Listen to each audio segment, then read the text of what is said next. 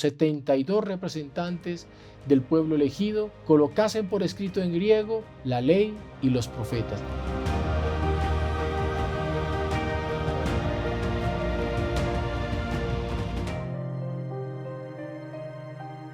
Salve María, bienvenidos a Conociendo Nuestra Fe. El Antiguo Testamento, las traducciones del Antiguo Testamento.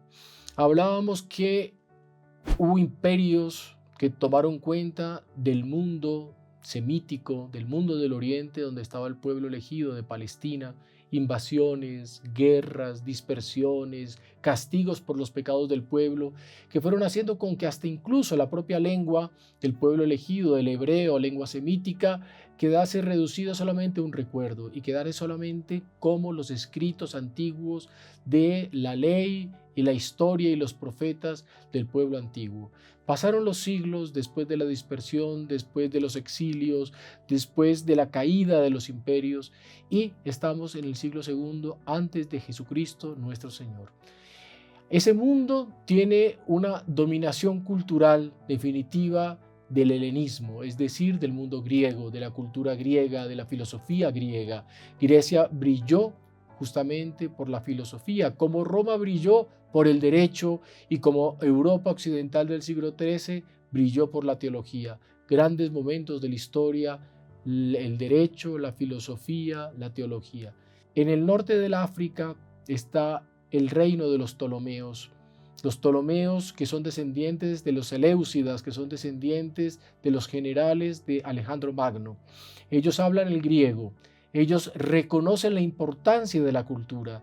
Alejandría, una gran ciudad en el Mediterráneo, en el norte de África, el faro de Alejandría, la biblioteca de Alejandría, la mayor biblioteca de la antigüedad, era un pueblo que sabía el valor de las tradiciones y de la cultura de las otras naciones, no solamente de ellos mismos, y por eso cobraban un impuesto a aquellos que pasaban por Alejandría. Cualquier barco que pasaba, se le exigía que tenía que permitir que oficiales subiesen al barco y revistasen el barco y libro, papiro que encontrasen debería ser llevado a tierra para ser copiado por hombres que después lo devolverían al paso nuevamente del barco mercaderes. Y con eso se constituyó la mayor biblioteca de la antigüedad, que sufrió una tragedia y fue quemada. Pero bueno, aquel pueblo de los Ptolomeos, aquel pueblo, aquel mundo de Alejandría, en el cual la gran ciudad de Alejandría tenía un barrio judío, era un barrio numeroso e importante,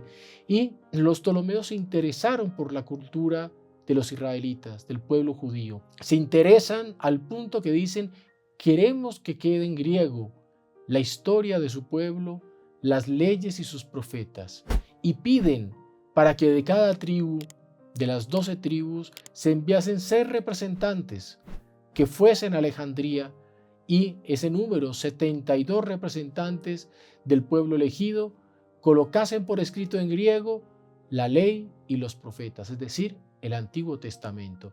Y ahí surge una versión del Antiguo Testamento que late debajo de la lengua griega, el hebreo, y es una especie de unificación completa de los libros sagrados del Antiguo Testamento en la versión que se llama de los 70.